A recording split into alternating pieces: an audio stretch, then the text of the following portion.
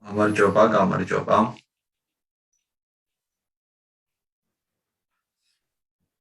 Oni live-ში ვართ უკვე. თუ ისმის ჩვენი ხმა?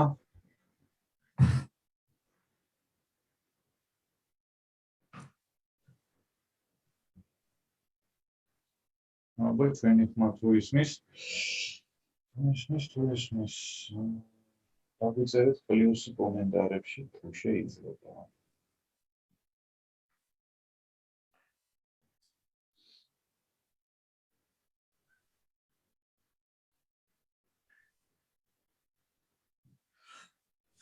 კი ბატონო, ხასე ვარ. აგებსა, ხედავ. ხედავ ჩატსაც. მოგესალმებით, მეგობრებო.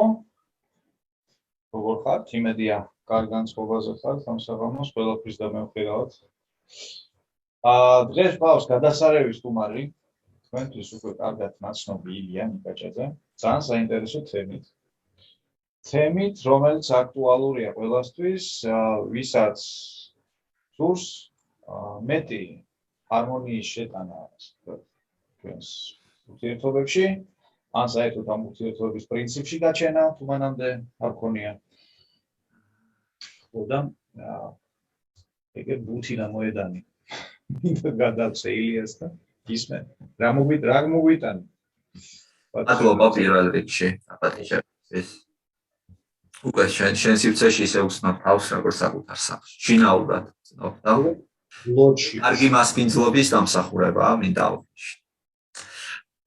ჩვენ დღევანდელი შეხვედრის თემა პირადი ურთიერთობა და პირველ რიგში მინდა გკითხოთ, რამდენად აქტუალურია თქვენთვის ეს თემა, თუ შეიძლება დაპლიუსდით ისინი, ვისთვისაც პირადი ურთიერთობა აქტუალურია, თუ აქტუალური დაკლებად არის, შეგიძლიათ მინუს ნიშანი დაწევთ. ესე იგი, რა არის პრინციპი ხა ამის, რაზე უნდა ვისაუბროთ დღეს? დღეს უნდა ვისაუბროთ პირადი ურთიერთობის ორ ასპექტზე. ერთი ეს ასპექტი არის, რომ დეცა ჩვენ გააქვს უკვე პირადი ურთიერთობა, ყავს მეუღლე ან ყავს პარტნიორი, თუმცა კი გინდა რომ მასთან ურთიერთობა იყოს უფრო ჰარმონიული, იყოს უფრო სრულფასოვანი, უფრო ჯანსაღი, მეტი დადებით ემოციის მოცემი. ეს ერთი საკითხია, როგორ გავაუმჯობესოთ ის რაც გვაქვს და მეორე საკითხი ეს არის, როგორ შევქმნათ, როგორ დავიწყოთ. ანუ მეორე ნაწილი ეთმობა და ეძღვნება მათ, ვისაც პირადი ურთიერთობა ამ ეტაპზე არ აქვს.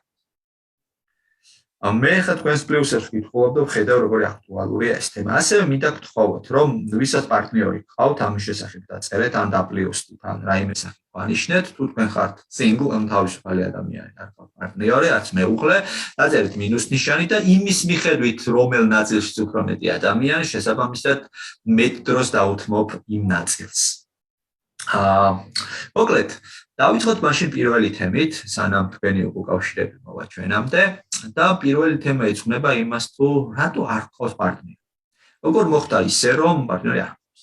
მაშინ, როცა პირადი ურთიერთობა ძალიან აქტუალური საკითხია, რატო არის აქტუალური საკითხი, რატო არის მნიშვნელოვანი, რომ ჩვენ გქონდეს დაალაგებული პირადი ურთიერთობა, იმიტომ რომ ეს არის რესურსი, მეგობრებო. ეს არის განტვირთვის წყარო, ეს არის სტრესისგან განთავისუფლების საშუალება.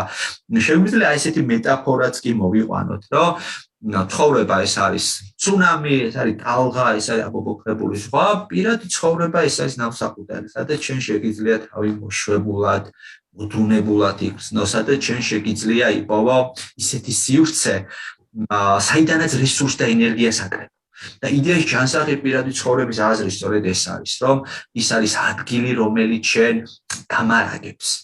ის არის ისეთი სივრცე, სადაც ჩვენ იმუხტები დადებითი ენერგიით და ჩვენ რო გადავხედოთ ახლა რას წერენ, რას ამბობენ სხვადასხვა ცნობილი ადამიანები პირადი ურთიერთობის, დაახლოებით ამ ჟანრში არის, ხო? ახლა მაგალითად რუსთაველი დავესესხებით, სიყვარული აგვამახლებს, ვიტეჟვანი ამას შხერენ, ხო? ანუ სიყვარული პირადი ურთიერთობა ეს არის რა, ხო?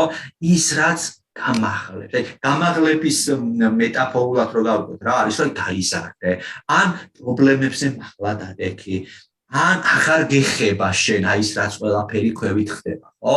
აი თითქოს მოწყდი ამ მიწიერ სირთულეებს, მიწიერ გაურკვევლობებს, მიწიერ პრობლემებს და ასე შემდეგ. რა ცოტა რელიგიურ ჭრილში თუ განვიხილავთ, პავლე მოციქული წერს, რომ სიყვარული აღგვაშენებს. ახლა აღგვაშენებს რა არის, ხო? ნუ დანგრეული იყავით და დაგასრულეს, ხო? დაუშვათ. კარგი გაგებით, ანუ თლიანი გახდეთ. ან შეიძლება რომ იყავი ერთოთახიანი ბინა, მეტაფორულად რო ვთქვათ, ისე და ეხლა ხარ ოროთახი, ანუ გაფართოვდი, ხო, აშენ, ხო?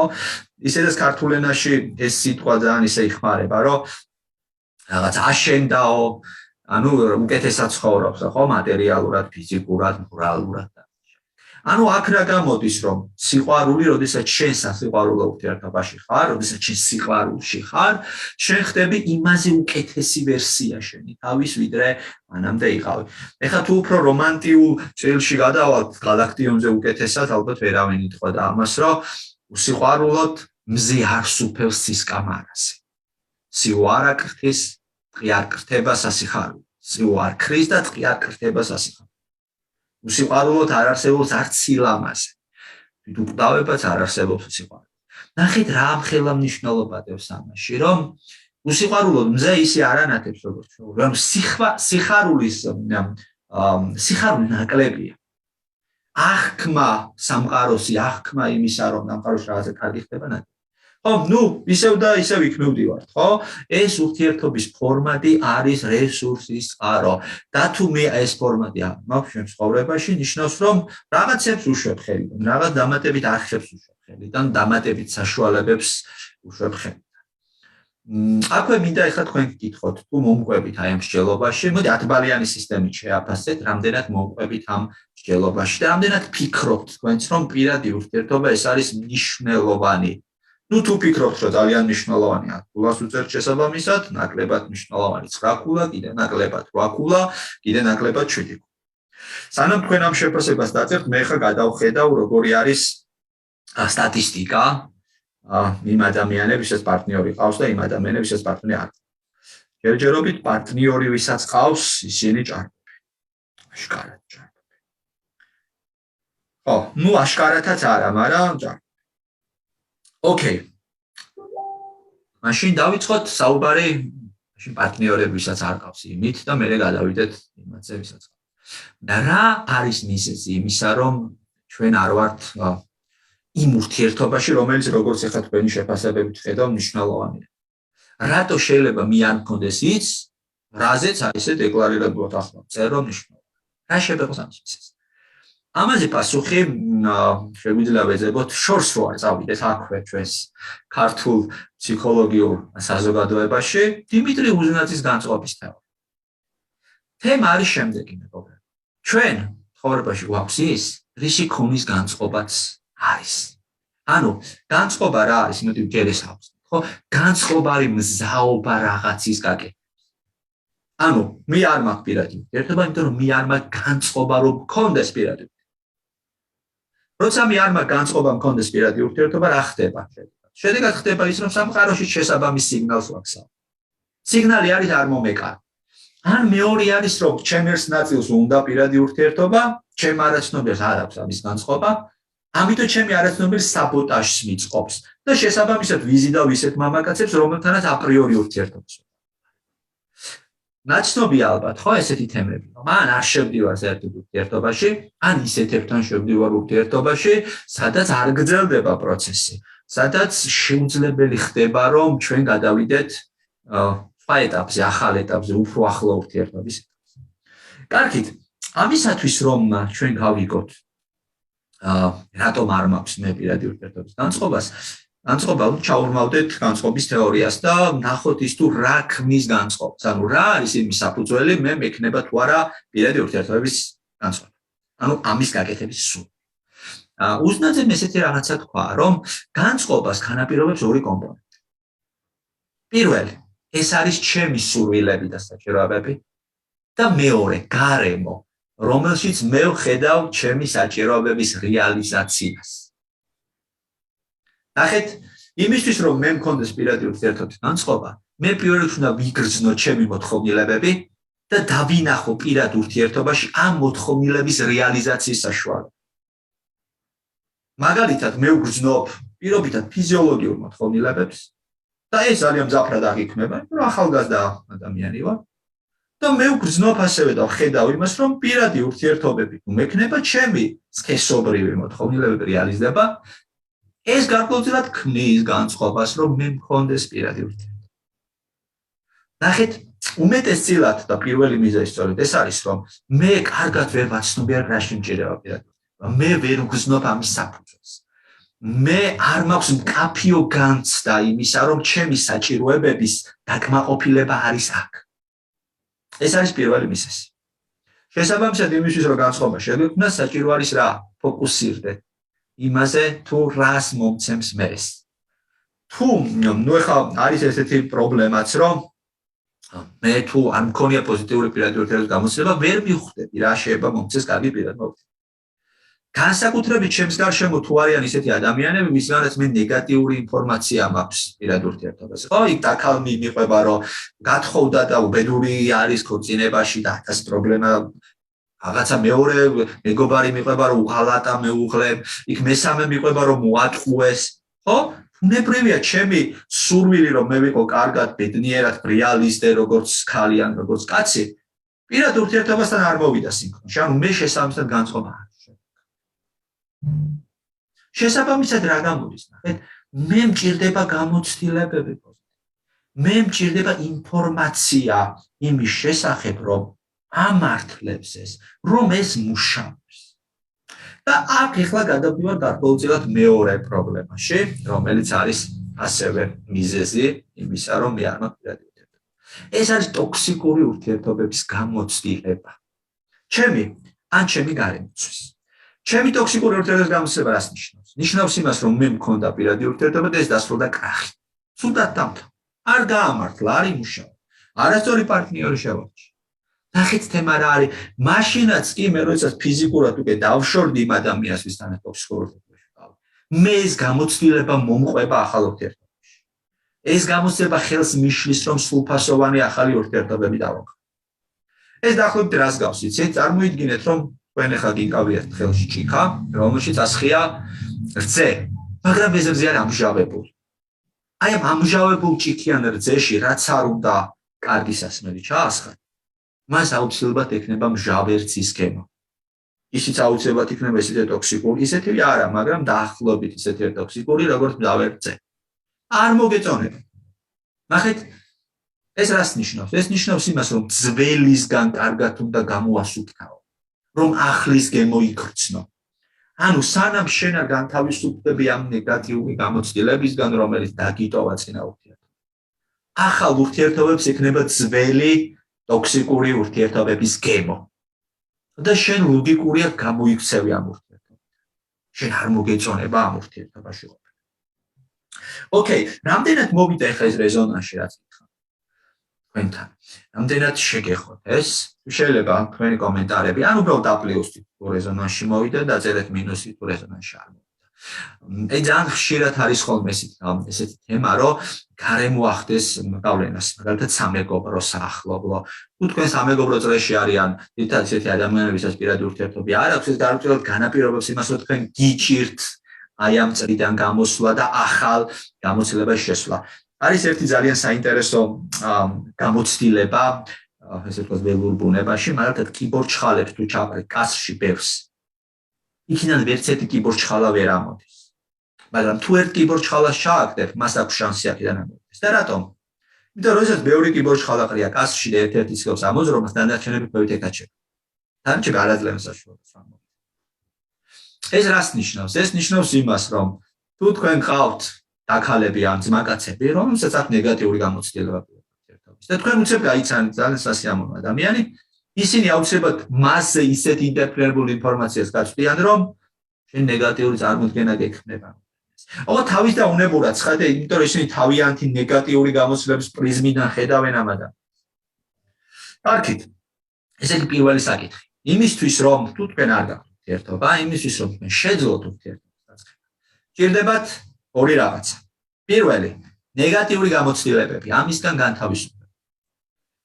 როგორც ეს ნეგატიური გამოცდილებები, გვაფერხებს რომ ჩვენ შევითახარ ურთიერთობაში, მაგრამ თუ ეს გადამუშავდება, ეს ხდება რესურსის წყარო. ეს ხდება, როგორ ვთქვათ, ცოდნის წყარო, ეს ხდება საკუთარი თავის გაცნობის წყარო. როგორც წესი ნეგატიური გამოცდილებები ისე შეიძლება გახდეს ჩვენი გამოწორთობის საფუძველი, როგორც ფოლადი ცეცხლში იწორთობა და ჩვენ კიდევ უფრო მყარები, კიდევ უფრო საფუძვლიანები და კიდევ უფრო ჩამოყალიბებულები გავხდეთ ჩვენ თავში. ოღონდ ეს მას შემდეგ მოხდება, რაც თქვენ ამას დაამუშავებთ. ეს მას შემდეგ მოხდება, რაც თქვენ შეძლებთ, რომ ტრანსფორმაცია განიცადოთ, რაც თქვენ შეძლებთ, რომ მას შემდეგ რაც თქვენ შეძლებთ, რომ ეს ეტაპი ტოქსიკური ურთიერთობაში ყოფნის გაიაროთ. მეორე მიზეზი არის ის, რომ გაცნობიერდეს. რატო მინდა, რას მაძლევს, რაშია ჩემი საჭიროებები. ან უფრო ნათელი გახდეს სურათი. წარმოიდგინეთ ესეთი რაღაცა, რომ სამყარო ცხოვრება ტაქსის მძღოლი, რომელიც მიგიყვანთ იქ, სადაც ეტყვი. თუ შენ მას ეუნები, სადმე სკვერთან მიმიყვან. ბუნებრივი დაბოდიალობს აქეთ-იქით და შეიძლება ის ადგილას აგიყვანოს, სადაც მე აქ. ან თუ საერთოდ უფრო ზოგადად ეთქო, სადმე წამიყვანე, კიდე უარესი. მაგრამ ნახეთ, აი Google Maps ვინც იყენებს და დარწმუნებული ვარ, ბევრი თქვენთაგანი იყენებს. Maps, ხო? Maps. მისი პრინციპი რა არის, რომ ზუსტად მონიშნო სად გინდა მიხ. მაგრამ ზუსტად რომ მონიშნო სად გინდა მიხ, ჯერ უნდა იცოდეს სად გინდა.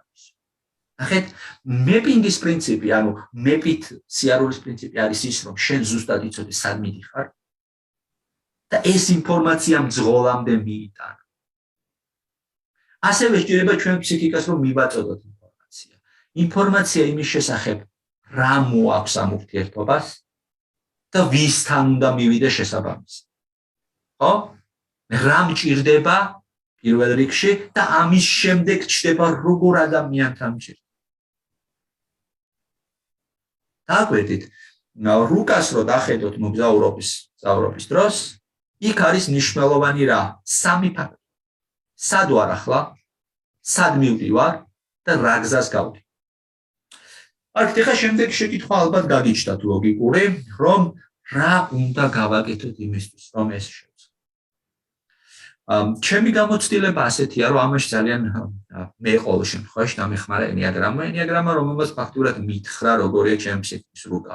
მითხრა, როგორია ჩემი ხასიათის თავისებურებები, მითხრა, რა მინდა, რა მომწონს, რა მიყვარს, რა მჭირდება. ერთგვარი ორიენტირი გახდა ის ჩემი. და ამის საფუძველზე მე ძალიან გამიადვილდა იმის განსაზღვრად სად უნდა მივიდე. მათ შორის პირად ურთიერთობაში. ნებისმიერ სხვა ურთიერთობაშიც და სფეროშიც, ხო, კარიერა იქნება, ფინანსები იქნება, ჯანმრთელობის საკითხი იქნება თუ სხვა. ეხლა უბრალოდ პირად ურთიერთობაზე.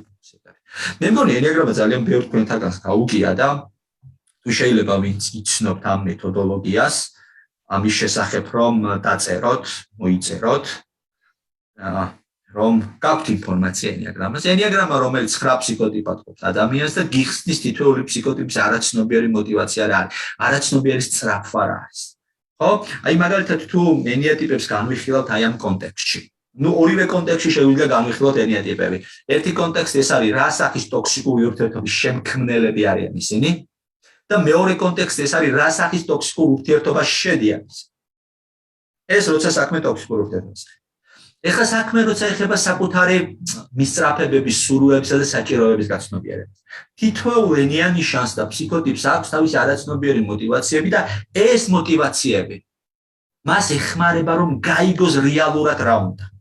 მოდი ეხლა მე შევეცდები ძალიან მოკლედ ენიანი შნების მიხედვით აღიშალოთ ეს და დანარჩენ უფრო დეტალურად თქვენ იმ მარათონზე გაიგებთ, რომელიც 7 ივნისიდან იწყება პირადი ურთიერთობის ფსიქოლოგიის მარათონზე. ლინკი შეგიძლიათ ნახოთ ჩვენი ლაივის სათაურში და გეტყვით ასე რომ 25 მაისამდე გვაქვს 50%-იანი ფასადად, ფაქტობრივად ნახევარ ფასად შეგიძლიათ ამ მარათონზე დაწესებთ. მოდი დავიწყოთ, ნახეთ. მოდი პირველ რიგში თქვა ტოქსიკური ურთიერთობებს როგორ ქმნის ენიანი შანი, კონკრეტული ფსიქოტიპი, ხო? ტოქსიკური ურთიერთობის საფუძველი არის ის, რომ მე მაქვს ნეგატიური ემოციები, რომელშიც მარტოვი ვრჩერდები და მე მინდა რომ შენ ჩაგითვლი ამ ემოციებში. და როდესაც შენს განიცდი ამ ემოციას, მე მარტო არ ვარ და მე მიმსუბუქდე. მოდი მივყვეთ, ნახეთ, როგორ არის საქმე და ავიღოთ მართად ერთიანი ფსიქოტიპი. ხო, ყველას ვერ განვიხილავ, ამიტომ ძირითადებს გეტყვით, რა წარმოდგენა შეგვიძლია. მართად ერთიანი რატო ხდება ტოქსიკური? ხო?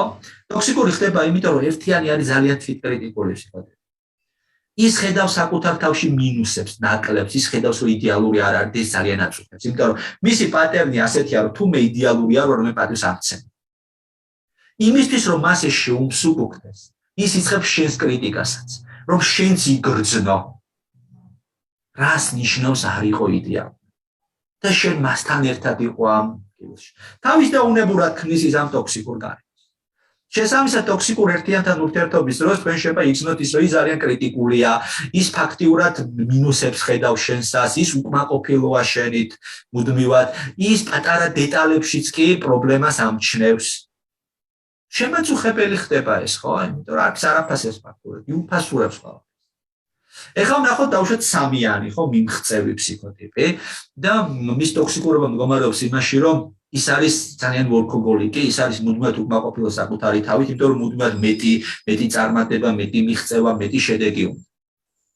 და ნახეთ, ის ფაქტიურად გრძნობს გაუფასურებულად თავს, თუ მიღწევები არ არის პერმანენტური და ძალიან დიდი. როგორ უნდა გაუმკლავდეს ის ამ გაუფასურებას? შენც გაუფასურებს. შენ მიღწევებსაც აუფასურებს ის. ხო, შენ ეუბნები, რომ იცი რა 1000 ლარით მომიმატეს ხელფასი. ხო, მისი დამოკიდებულება არის იმას 10,000-ია, რა გიხარი, უბედურა. შენ. ხო? შენ ამბობ, რომ მე 2 კილო დავიკელი, ხო, რა, კუნთები დაიყენე? ნახე, აი არაფერი არ ხარ თვითონ შენ მისთვის და განულებს ფაქტიურად, ხო? გაპატარავებს, გამცირებს. ეხლა მოდი ვნახოთ ტოქსიკური 4-იანის შემთხვევა, რა ხდება, ხო?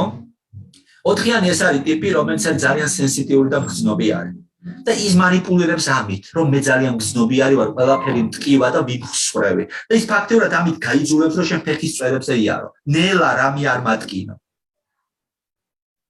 აი, მის გვერდით შენ დიწევს ფაქტიურად რა, რომ აი როგორც ფაიფურის ლარნაკს უნდა ეფერო და უწიპუწი ყველა მხრიდან და რაღაც არ გაიგ, აი ესეთ დონეზე ეკონდა.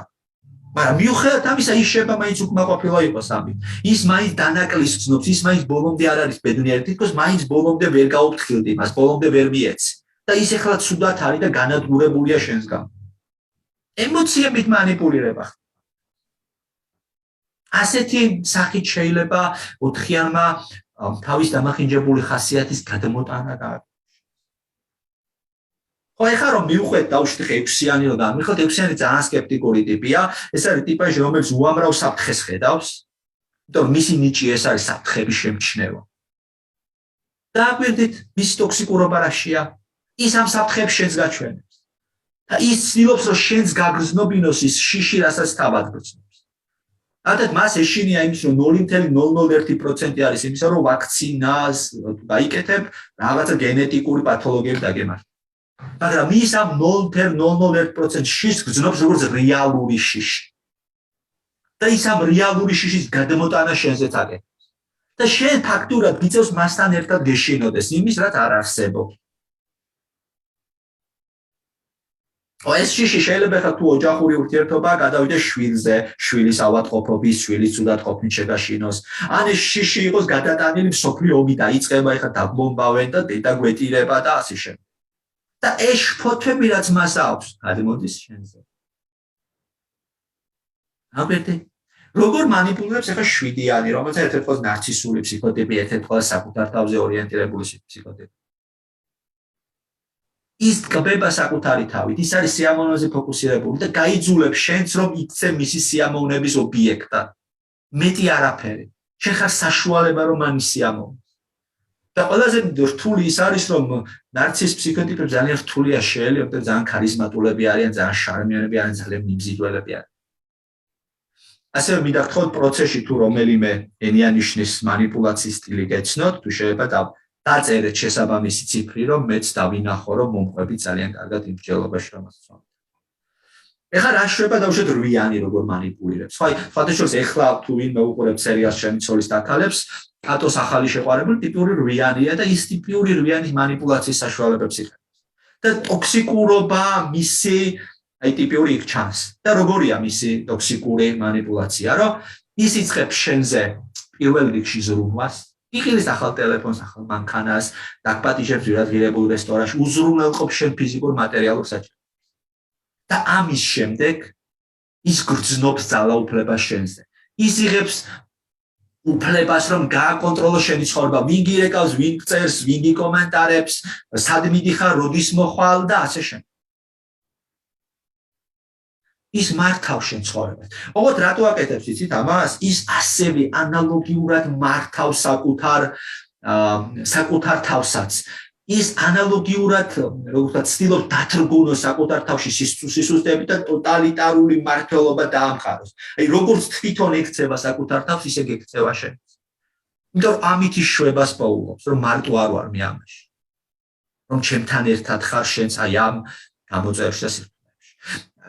ნუ ეხა ესე ნებისმიერ ყველა ენია ნიშნავს თავის ტოქსიკური, ისე ვთქვათ, გარემო აქვს და ბუნებრივად თითოეულ ენია ნიშნის ტოქსიკურობას როგორ დააღწია თავისებური სტრატეგია საჭირო და სწორედ აი ამას განვიხილავ ჩვენ პირადი ურთიერთობების მარათონში, როგორ შეიძლება ჩვენ გამოვიდეთ ტოქსიკური ურთიერთობიდან და სუფთა ფურცლით დავიწყოთ ახალი ურთიერთობა. აი, როდესაც ჩემიდან გავა ის ნეგატიური გამოცდილებები, რაც მე ტოქსიკურმა ურთიერთობებმა შემიქმნა, მე უკვე მაქვს სურვილიც, მაქვს მოტივაციაც და მაქვს ინტერესიც, რომ დავიწყო პირადი ცხოვრება. ამის შემდეგ მეორე ეტაპია. მეორე ეტაპია ჩამოვაყალიბო რა მინდა.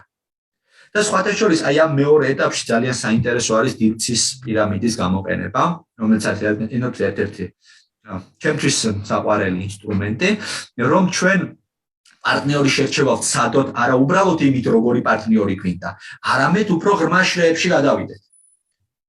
ხო? აი მარტივი შეკითხვა რომ დაგისვათ, აი როგორი პარტნიორი გინდა? რომ თუ შეიძლება რომ ჩამოწეროთ თქვენი ვერსიები, როგორია თქვენს იდეალური პარტნიორი? რას უნდა აკეთებდეს ის? არ ვიცი რომ რაც გინდა, თუ გინდა გარეგნობის მიხედვით აღწერეთ, თუ გინდა ხასიათის მიხედვით აღწერეთ, თუ გინდათ თავისებურებების მიხედვით აღწერეთ, თქვენ როგორც გაგიხართ. დილცის პირამიდის არსი მდგომარეობს იმაში, რომ ჩვენ მხოლოდ არ შევჩერდეთ მხოლოდ გარეგნულ მხარეზე ამ ადამიანს. ანუ არ ვიყოთ მხოლოდ ფოკუსირებული იმაზე, რომ მაგალითად ჩემი პარტნიორი უნდა იყოს მაღალი, სიმპათიური ქერა. ხო? ან ჩემს პარტნიორს უნდა კონდეს ასეთი ხასიათი, ან ასეთი ვიზუალი.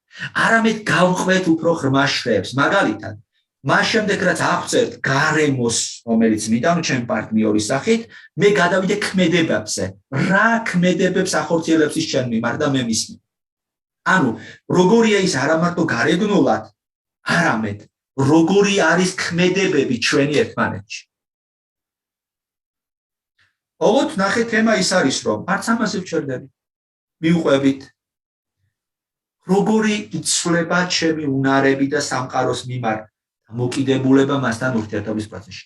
რით, როგორ ხდები მე უკეთესი მასთან ურთიერთობაში? იმიტომ რომ პირადი ურთიერთობების არსი, მეგობრებო, ერთადერთია, რომ მე იმ ადამიანთან იმაზე კარგი ვარ, ვიდრე მის გარეშე. მე იმ ადამიანთან უკეთესი მე ვარ. მე იმ ადამიანთან ვარ უფრო ბედნიერი, უფრო ლაღი, უფრო თავისუფალი, უფრო შემოქმედებითი, არ ვიცი, უფრო წარმატებული. ნახეთ ახლა მას შემდეგ რაც ჩვენ გავივლით ამას როგორ შევიცვალე მე, ამის შემდეგ ჩვენ გავდივართ ახალ ეტაპზე. როგორ შეიცვალა ჩემი რწმენა, ჩემი ღირებულება, ჩემი ფუნდამენტი, როგორ ტრანსფორმირდა მასთან ურთიერთობის პროცესში. ნახეთ, ჩვენ ხოლმე გახსოვთ გითხარით, რომ ტაქსის მძღოლი არის სამყარო და მას უნდა მოუნიშნოს ზუსტად სად მიდის. ეს მონიშნა ხდება რამდენიმე შრეზე, ხო? ერთია რომ გარემო აუღწერო, ანუ ტიპი აღწერო როგორი გინდა. მეორე აღწერო რა ურთიერთობა შენი როგორია მასთან. შემდეგ აღწერო როგორ გავლენას ახდენს ის შენზე. უნარების დონეზე, რომ მაგალითად ის თუ ჩემ გვერდით არის, მე უფრო სწრაფად მომდის იდეები ახალი ტრენინგ პროგრამების დაწერის შესახებ. დავუშვოთ, ხო? ჩემი უნარი შეიცვალა, ეხა უფრო მოკოკილი ტიპი გა. ან როდესაც მე მის გვერდით ვარ, მე უფრო, რა ვიცი, მიზანსტრაფული ხდები და ნაბიჯ-ნაბიჯ მიუყვები ჩემს მის. დაგვეთით, ანუ თემა რა არის, რომ შენ სამყაროს აძლევ ზუსტ სიგნალს ოღონდ არა მარტო ერთ რაკურსში, არამედ რამოდენიმე რაკურსში. ანუ შენ ტაქსის ძღოლს იმას კი არ ეუბნები მარტო, რომ მე მიმიყვანე სკვერთან, არამედ იმას ეუბნები, როგორია ეს სკვერი, რა არის იმ სკვერში, რასთან არის ახლოს ის სკვერი, რატომ? იმიტომ რომ მას გაუადგილდეს შენი იქ მიყვანა. ნახეთ, ვაგრძელებ ჩემ. შემდეგ გადავდივართ, როგორ იცვლება ჩემი ღირებულებები. როგორ იცვლება ჩემი ფუნდამენტი მასთან ურთიერთობაში. რომ მას შემდეგ რაც მე ის გავიცანი, მივხვდი რომ ბედნიერებისთვის საკმარისი არის ის, რომ უბრალოდ ჯანმრთელები ვიყოთ. ესეც კი უკვე მაგარია. აი ძალიან ბევრ თქვენთაგან აქვს ხოლმე ეს ახასიათებს, რომ პირდაპირ ამ ნაწილის აღწერას იწყებს, რომ აი ჩიტები ჭიქჭიკებენ ერთად რო ვართ და უშварთ. რომ აი ისე უმიზეზოდ ბედნიერი ვარ საერთოდ. არაფერი აღარ მჭირდება. ხო? ნახეთ, მნიშვნელოვანი არის, რომ ეს ეტაპების მიხედვით დაიწეროს, იმიტომ რომ ეიფორია არ იყოს ეს. და ეს იყოს რაღაცა ფუნდამენტზე აშენებული, საფუძველზე აშენებული და არ დაემსგავსოს სამი გოჭის ამბისა არ იყოს სახლს, რომელიც ქვიშაზე უბრალოდ ააშენეს სწრაფად, ხო? არამედ საფუძვლიანი იყოს, ხო? ნახეთ, ახლა ამაზეც არ შევდებით, შემდეგ ეტაპზე გადავდივარ. როგორ იცლება ჩემი იდენტობა, როდესაც ის ჩემ გვერდით? როგორ უახლოვდები ჩემს მისიას, როცა ის ჩემს გვერდით? მაგრამ ნახეთ, ახლა ისევ სად მივდივართ იმისთვის, რომ შენ ისაუბრო იმაზე, როგორ იცლება შენი იდენტობა და მისია მასთან ურთიერთობაში. პროცესში ჯერ უნდა გააცნობიო, რომ შენი იდენტობა და მისია როგორია. ანუ ისევ იმას უბრუნდებით, შენი ენია ნიშანი რომელია, შენი ფსიქოტიპი რომელია, ვინ ხარ, როგორი ხარ. ამის გაგების გარეშე რა გავლენა შეუძლია მოახდინოს მან შენზე ძალიან რთული. ძალიან რთული. ოკეი, ახლა მინდა რომ გადავიდე მეორე კატეგორიაზე ჩვენი მსმენელების მათზე, ვინც ოჯახებულია, ვისთ პარტნიორი ყავს. და სანამ ამაზე გადავალ, მინდა თქვენი უკავშირი მოვისმინო და რამდენად გასაგები იყო, რაზეც ვისაუბრე, ასევე გთხოვთ 10-ბარიანი სისტემით შეაფასოთ, რამდენად გაიგეთ ის თუ რა არის მიზეზი, რომ პარტნიორი არ გქონდეს. 10 ნიშნავს, რომ ძალიან გაიგეთ, 8 ნიშნავს, ნაკლებად, 9 უკეთესი ვერსია, 7 ნაკლებად და ასე შემდეგ. დაწერეთ თქვენი შეფასება, უფრო დეტალურად როგორც დაგკვირდით პირადი ურთიერთობის მარათონზე ვისაუბრებ, სადაც ჩვენ თეორიულ ნაწილს გავივლით ერთის მხრივ და მეორეს მხრივ ჩვენ გვექნება კონკრეტული დავალებები, რომელიც დაგეხმარებათ კონკრეტული ამოცანების გადაჭრაში. ასევე გვექნება ონლაინ და ოფლაინ ჯგუფური და ინდივიდუალური შეხვედრები. აი წარმოიდგინეთ, ჯგუფური შეხვედრები გვექნება, სადაც თქვენნაირად ისხდებიან ის ადამიანებისაც ტოქსიკური ურთიერთობის გამოცდილება ჰქონდა და ჩვენ ერთად შევძლებთ, რომ ამ ნეგატიური გამოცდილებისგან განთავისუფლდეთ. ასევე, ესე ვთქვათ, შევიკრიბებით ის ადამიანები, ვისაც აქვს პრობლემა პარტნიორის მოძებნის, შესაძლებელი პარტნიორის და ერთად გადავჭრით ამ ამოცანას. და რაც მთავარია, გაქვს როგორც ჯგუფური, ისე ინდივიდუალური მუშაობის უფლება, როგორც ონლაინ, ისე ოფლაინ. მოკლედ, ყველაფერი ამის შესახებ ლინკი, რომელიც დავდე ჩვენი ლაივის სათაურში იქნახავთ.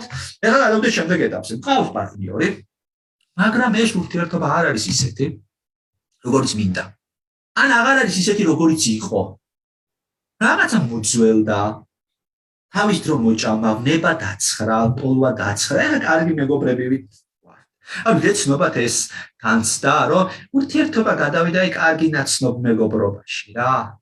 შეიძლება კონფლიქტებიც არ გაქვთ, მაგრამ ის ნაპერწკალი დაიკარგა, რაც აუცილებლად უნდა იყოს, როცა საქმე წყვილურ ურთიერთობას ეხება. ხო, რით განსხვავდება მეგობრობა და წყვილური ურთიერთობა ერთმანეთისგან? როგორ ფიქრობთ, ხო? პირველ რიგში ეს ნაპერწკალი, რაც ნებაზე, ტოლვაზე, ერთმანეთის მიმართ სწრაფვაზეა, ერთმანეთის მიმართ სწრაფა განაპირობებს. ნუ ეს არ ნიშნავს იმას, რომ მეგობრობა არ უნდა იყოს, ცხადია მეგობრობის, გაგების და თანადგომის ელემენტი და დარჩეს, მაგრამ ის აუცილებელი და მნიშვნელოვანი. არის კიდე სხვა პრობლემა, სხვა პრობლემა არის კონფლიქტი, დაპირისპირება, ვერ გაგება, ვერ მიღება და ასე შემდეგ. ნახეთ, დააკვირდით, თითოეულ თქვენთაგანი არის კონკრეტული მოცემულობა, კონკრეტული ტიპაჟი, კონკრეტული თავისებურებებისა და რწმენა წარმოდგენების მქონე არსება. ისე როგორც თქვენი პარტნიორი. ის თავისი გადასახედიდან, თავისი გამოცდილების ჭრილით უყურებს ურთიერთობას, თქვენი გადასახედიდან, თქვენი გამოცდილების ჭრილით. ხშირად ეს თქვენი გადასახედები ერთმანეთთან არ არის თანხმობილი. ცდება ერთმანეთს. მაგალითად, ნახეთ, კაცი რომელიც დაიბადა ოჯახში, სადაც მამა იყო ოჯახის უფროსი და ყველაფერს ის აკეთებდა, აგვარებდა და ასე შემდეგ. მისი რწმენა წარმოდგენა ოჯახურ ურთიერთობაზე ასეთია, რომ კაცი დომინირებს ამ ოჯახში. მას ასე ისმის, იმიტომ რომ მან ეს ნახა. ეხლა თქვენ კითხვას დასვავთ, რომ კი, მაგრამ როცა შეყვარებულები ვიყავით, მაშინ რატო არ იყო ასე? იმიტომ რომ მას არ ჰქონდა მაგალითი შეყვარებულობის.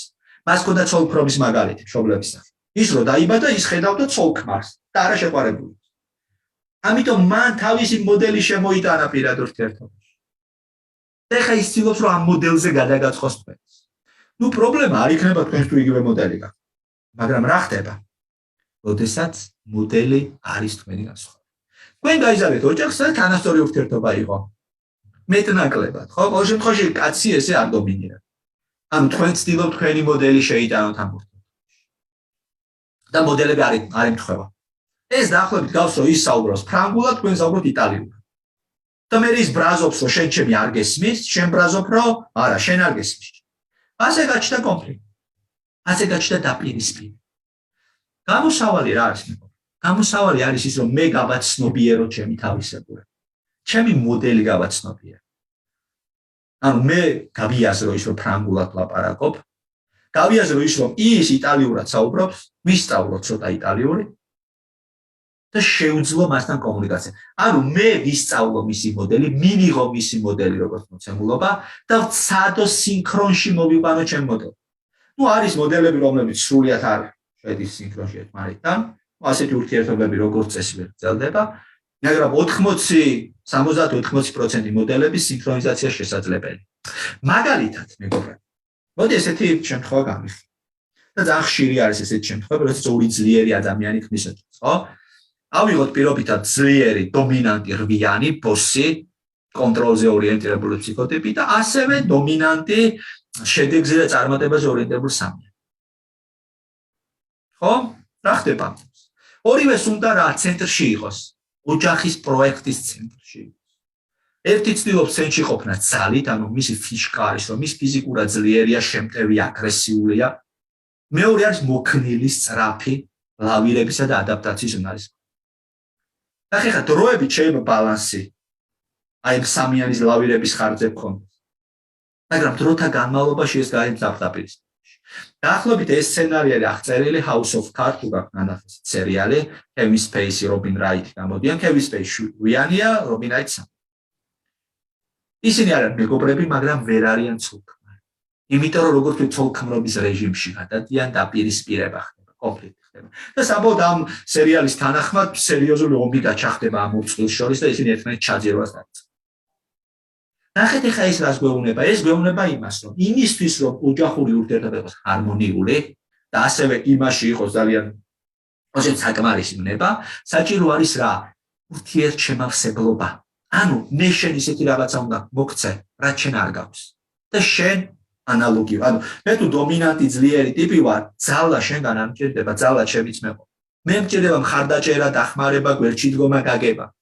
და ანალოგიურად შესაბამისად დააკვირდით მეგობრებო, ენიაგრამა ჩვენ გვეუბნება შემდეგ რაღაცას, თუ შენ ეკონტაქტებ ძლიერ დომინანტ ენიანიშანს, შენ გჭირდება დამხმარე ენიანიშნის სტრატეგიების გამოყენება. სხვანაირად მასთან გამორიცხული.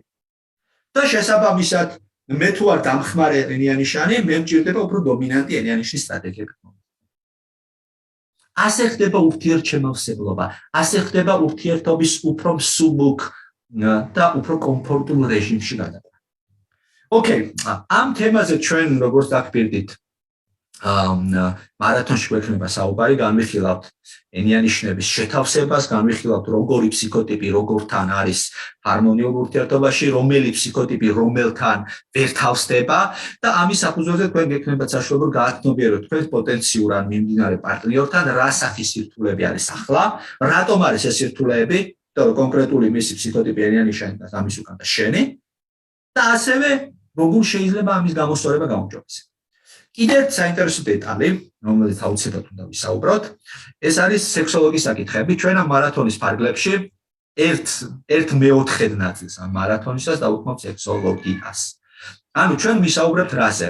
ვისაუბრებთ არა სექსის ფიზიოლოგიურ ასპექტებზე, კამასუტრას პოზებზე, იმიტომ რომ ამის ნახვა ინტერნეტში შეგიძლია ძალიან ბევრი მასალაა და ფიზიოლოგიური თემები ძალიან ხელმისაწვდომია. ინტერნეტში ვისაუბრებთ ფსიქოლოგიურ ასპექტებზე, მეგობრებო.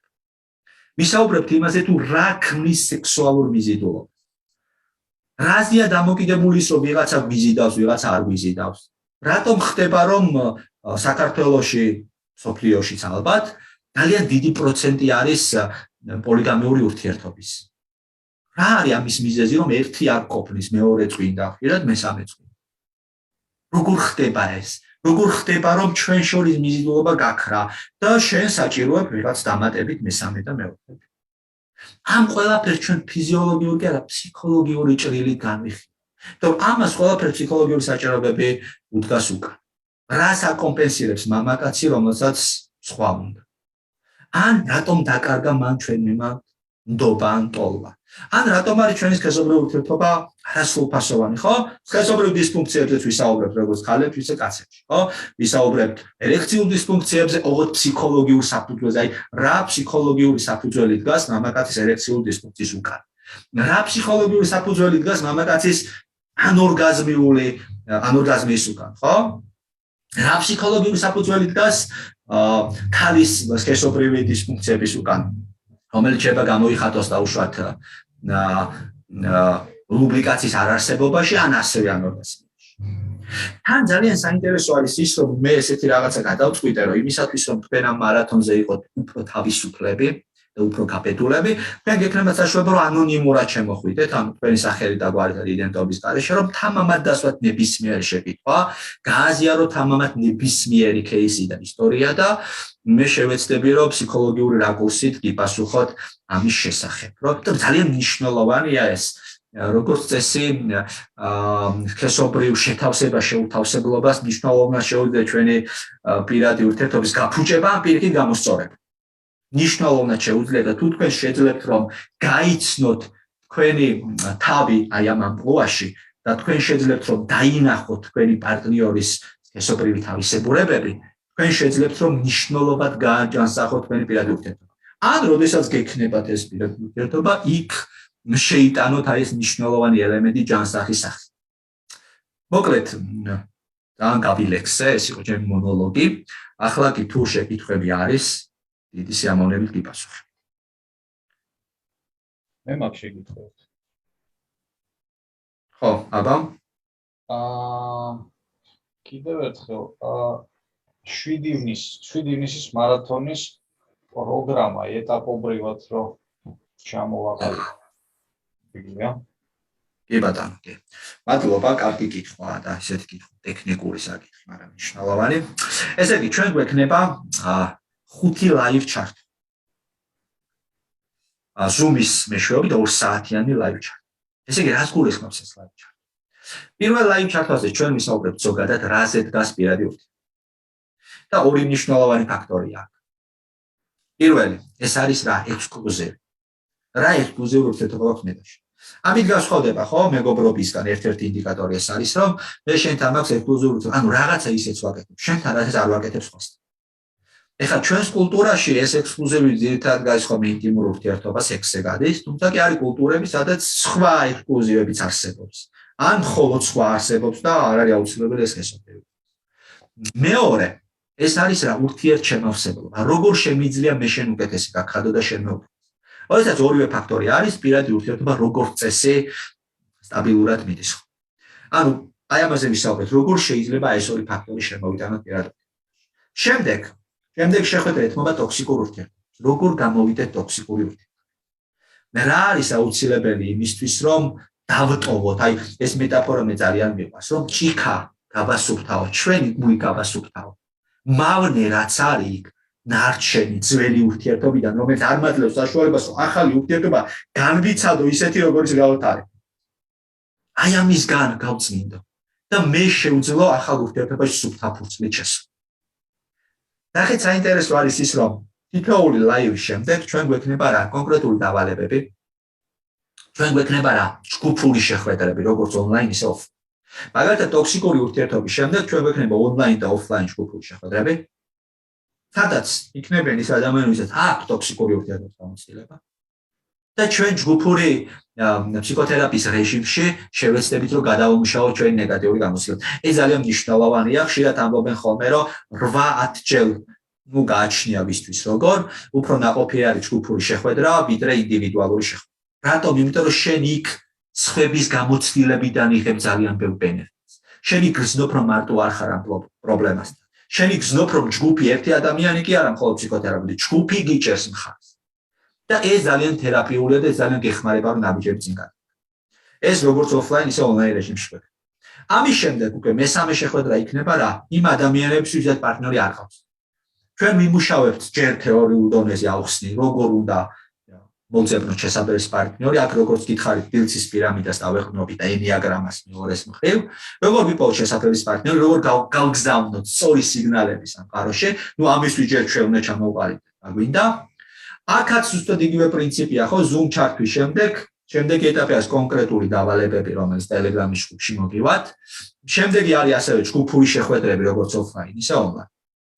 და ასევე კიდევ ვიტყვი დავამატებ, რომ მედიტაციებიც გამოგეგზავნებათ, რომელიც დაგეხმარებათ, რომ ტოქსიკური ურთიერთობა იქნება ეს თუ შესაბამისი პარტნიორის, ესე ვთქვათ, შერჩევა, აი ეს თემა არაცნობიერ დონეზე ტრანსში დაამუშავა. ოკეი, წავედით წინ. მეოთხე შეხვედრა უკვე დაეთმობა მათ, ვისაც ხავთ პარტნიორი, უბრალოდ უნდათ რომ პარტნიორთან ურთიერთობა იყოს უფრო ჯანსაღი და უფრო სრულფასო. აქაც იგივე რეჟიმია, Zoom შეხვედრა თეორიას გავივლით, შემდეგ დავალებები Telegram-ში და ჯგუფური შეხვედრები online და offline რეჟიმში და ასევე აქაც გვექნება მედიტაციური ტრანსი, რომ არაცნობიერ შრეებში მოხდეს ამის გადამუშავა. და ბოლო შეხვედრა, როგორც გითხარით, დაეთმო მთლიანად სექსოლოგიას. ჩვენ ვისაუბრებთ ინტიმური ცხოვრების ფსიქოლოგიურ საფუძვლებზე. მთელი Zoom ჩარტების განმავლობაში თქვენ გექნებათ ანონიმურად დასწრების საშუალებაც, ანუ თქვენ შეგიძლიათ შემოხვიდეთ ნებისმიერი ანონიმური ნიკით და დასვათ ნებისმიერი შეკითხვა, იმიტომ რომ არავის არ ეცოდინება მათ შორის არც მე ვინ ხართ თქვენ, მოყვეთ ნებისმიერი кейსი და ჩვენ Zoom-ში ამას გამიხილავთ. შემდეგ ამ Zoom ჩართვის შემდეგ, როგორც დანარჩენებში, გვექნება დავალებები Telegram-ში, გვექნება ასევე მედიტაციური ტრანსი, რომ არაცნობიერ დონეზე მოხდეს ამის გადამუშავება და ჯგუფური შეხვედრები, როგორც offline, ისე online რეჟიმში. როდესაც ჩვენ მოვრჩებით აი ამ შეხვედრას, შემდეგ დაინიშნება პირადი შეხვედრების ციკლი, მათთვის, ვისაც უნდა რომ ამაზე მუშაობა გააგრძელოს FT1-ზე ჩემთან, მას ექნება საშუალება, რომ ესე ვთქვათ, ჩვენ ჩავნიშნოთ შეხვედრა, პირადი სესია, ასევე როგორც offline რეჟიმში, ასევე online რეჟიმში იქნება ეს ხელმისაწვდომი. აქ არის ძალიან აქტუალური შეკითხვა. შესაძლებელია თუ არა მხოლოდ ერთი მხარის ჩართულობით გამოსვლდეს ურთიერთობა პარტნიორებს შორის. ძალიან კარგი შეკითხვა, ძალიან კარგი. ნახეთ, პარტნიორული ურთიერთობა გავს კერძის მომზადებას მე. აი წარმოიდგინეთ, რომ თქვენ ამზადებთ კიტრი პომიდორის სალატს. ნუ სათეთზე ერთი მხარე პომიდორია, მეორე მხარე კიტრი. შეიძლება რომ სალატი კარგი გამოვიდეს, იმ შემთხვევაში თუ პომიდორი იქნება მხოლოდ მაღალი ხარისხის და კიტრი იქნება გაფუჭებული. ცხადი არა ხო? არ დამოუკარეს. ამიტომ, როდესაც საქმე ეხება რაღაცებზე მუშაობას, როცა წვილებს შორის ურთიერთობაზე საუბარი, იქ მხოლოდ ერთი მხარე ვერ შეცვალოს. შენ შეიძლება შენი ნაწილი შეცვალო. ეს იქნება გამოწვევა მეორე მხარისთვის. რას ნიშნავს გამოწვევა? ის დგება ფაქტის წინაშე, ან ამყვებათ აი ამ განვითარების პროცესში და თქვენ ერთად გააგრძელებთ ახალ დაუმჯობესებულ რეჟიმში ურთიერთობას, ან პირიქით ჩამოგშორდება და ის თავის გზაზე. ნახეთ, საკუთარ თავზე მუშაობის დაწყება ყოველთვის მომგებიანი. იმიტომ რომ თქვენ მიიღებთ ან ისეთ პარტნიორს, რომელსაც მსახურებთ, ან თქვენ მიიღებთ რა ადგილს ისეთი პარტნიორის, სარიელ ადგილს, ვაკანსიას ისეთი პარტნიორისთვის, რომელიც შეგეფენდება. ამიტომ ნებისმიერ შემთხვევაში ჯობია რომ თქვენ დაიწყოთ და აყვებათ თუ არა ეს უკვე მისი მე მიყივლია და გათენდება თუ არა ეს ღმერთმა იცის ეს მამლის სიტყვები. კიდევ ერთი შეკითხვა საინტერესო, offline შეხვედრებს თუ ვერ დავესწრებით, ბევრ თემას გამოვტოვებთ თუ არა? ჯგუფური შეხვედრები იქნება ასე online რეჟიმში, იმიტომ რომ ჩემს მარათონებს ძალიან ხშირად ესწრება ბევრი ემიგრანტი, ასე რომ ნუ ჯობია ზოგადად რომ შეხვედრა იყოს offline, იმიტომ რომ უფრო ნაყოფიერი არის ფსიქოთერაპია offline ვიდრე online, თუმცა კი online ყველა ის სიკეთე რაც ჯგუფურ შეხვედრას აქვს, იმის 80-90% მაინც ნარჩუნდება. კიდევ ერთი შეკითხვა საინტერესო, თუ კაცს არ სურს ურთიერთობის დასერიოზულება, ასეთ ურთიერთობებში ყოფნას აქვს თუ არა აზრი? ძალიან კარგი კითხვა. თავი არის თქვენ რა გსურთ? თქვენ როგორი ურთიერთობა გინდათ? თქვენ თუ გინდათ გართობა, გაერთეთ. It's okay, მოსულა ეს, ხო? ანუ, ნახეთ, ფოკუსი გააკეთეთ არა მის სურვილებზე, არამედ თქვენ სურვილებზე. იმან თავის საქმე იცის. თქვენ რა გინდათ? ნახეთ, როდესაც თქვენ იცით რა გინდათ, შემდეგ მარტივია. ეს შეესაბამება შენ სურვილებს? აი ეს ვინც ახლა შენს გვერდით არის? თუ შეესაბამება, ძალიან კარგი, ესე იგი თქვენ შეძლებთ ერთად ძალიან კმაყოფილად ბედნიერად ცხოვრობ. თუ არა, მაშინ თქვენ შეგიძლიათ მონახოთ ის ადამიანი, ვინც შეესაბამება. აი ეს პრობლემა ძალიან ხშირად არის ხოლმე წყვილებში, რომ იქ არის ორიენტირი, რომ ის ესე იქცევა, ის ამას აკეთებს, იმას ეს უნდა, იმას ეს აი შენ რა გინდა? შენი თავი იპოვე მოდი ჯერ. როცა შენ თავს იპოვე, ნახევარი საქმე ჩათვალე გაკეთე. ხო, მშობლის როლიდან გამოდით. ახსაზდელი არ ყავთ ის მეორე. კი ბატონო, სწორია. მე მგონი გადასარევი პროგრამაა. დღესაც გამოგვიყვება საინტერესო ლაივი, ასე ვთქვათ, ძალიან ბევრი საინტერესო გასაღები დავიჭირე მე პირადად, მაგალითად, ხო? დარწმუნებული ვარ, ყველა ვინც ვიყურებს, მათთვისაც ძალიან სასარგებლო ესეთი ინსტრუმენტული ხელსაწყოები მიეცათ, რომ ყოველ შემთხვევაში ბევრი რაღაცა გაიგოთ, იმიტომ რომ გააზრება გვაძლევს კონტროლს. რაც უფრო იაზრებთ იმ რაღაცებს, რაც მანამდე არიცოდით, უფრო მართლად ხდება ის პროცესები. შესაბამისად, რაც გეგონათ ურთიერთობებში ქაოტური და სპონტანური, ხდება უფრო მართლად. შესაბამისად, ეს 5 ეტაპი, რომელსაც ვთავაზობ სილია, მე ვფიქრობ, ძალიან სასარგებლო იქნება. და ჩვენ დროს განსაკუთრებით, როდესაც ვთქვათ, წვილის ურთიერთობა ყველა მხრიდან არის ესეთი ინფორმაციული შეტევების ზაჯვარედინზე. განსაკუთრებით, აი აქ შეკითხვა იყო ერთი ცოტა ზემოთ ავიდა, ასე რომ რა ვქნათ იმ შემთხვევაში, თუ ჩვენ კი გვაქვს ყველაფერი გადასარევად და კი მივილტვით, ასე ვთქვათ, ნორმალური ურთიერთობისკენ და ვცდილობ ყველანაირად, მაგრამ აი გარშემო, ხო? ერთი მეორეზე უარესი მაგალითებია, აი ამ შემთხვევაში რა ვქნათო? საინტერესო შეკითხვა იყო, ნუ ამ შემთხვევაში იცი რა არის? მე შემიძლია ჩემი გამოცდილება გითხრა, როდესაც იცვლება, ადამიანი იცვლება მის გარშემო გარემოს.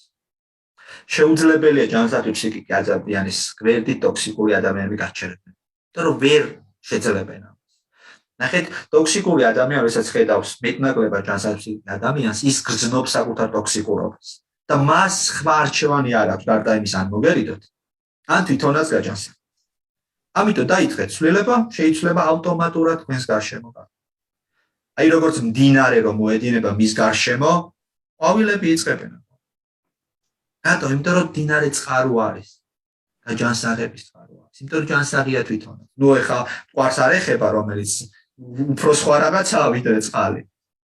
ჩვეულებრივი ისეთი მდინარე. სუფთა ანკარა წყარო რომ მოდის.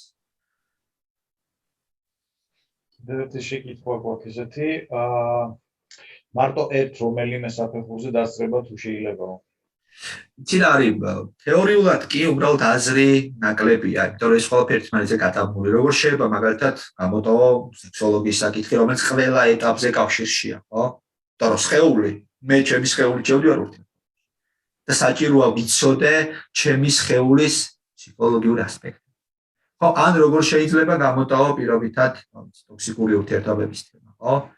იმიტომ რომ თუ შენ სქესობრივი სირთულეები გაქვს, ის აუცილებლად ლინკშია ტოქსიკურობას. ანუ არც ერთ ადამიანს, რომელსაც აქვს ჯანსაღი ურთიერთობის გამოცდილება, ნუ თუ ფიზიოლოგიური პრობლემა არ არის, რომელიც ფიზიოლოგიური დაზიანებით არის გამოწვეული, არ ექნება სქესობრივ დისფუნქციებთან ან სქესობრივ სირთულეებთან დაკავშირებული პრობლემა, იმიტომ რომ ეს პირდაპირ კავშირშია ერთმანეთთან. მე გირჩევთ, რომ სრულფასოვნად გაიაროთ და არა ალაგალ. მეგობრებო, გადადით, ბმული შეგიძლიათ იხილოთ ამ ვიდეოს სათაურის ქვეშ, აღწერაში. ერთი დეტალი, ეს დეტალს დავამატებ კიდე ბოდიში ვახტანგ, ანუ ფასები რაც წერია, ეს არის სტანდარტული ფასები და ამას აკლდება შესაბამისად 50%, უბრალოდ ეს აქცია არის 25-მდე და მე მოგიწევთ რომ იჩქაროთ, იმიტომ რომ ბევრი პაკეტი უკვე აღარ არის და შეიძლება ის პაკეტი რომელიც თქვენ მოგეწონოთ, ხვალ უკვე აღარ იყოს ხელმისაწვდომი. ლოჟებში მარაოიანი ადგილები, კი ბატონო, აი ვიპ პაკეტი ყველა სწრაფად თავდება ხოლმე. კეთილობა დიოსანი. თუ გვაქვს მეგობრებო შეკითხვები, დაგვიშვით, გითხეთ. თუ არა და ნამდვილად პრინციპში მე მგონი ამოვწურეთ დღევანდელი თემა.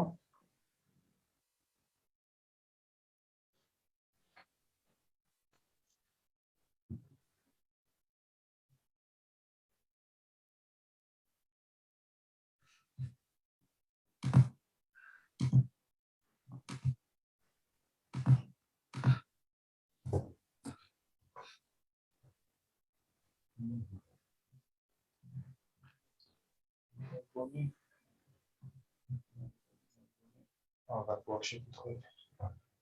ასაგებია ყველაფერი და გადავდივართ ნულზე და რეგისტრირდებით ამ წინვაზე პროგრამას.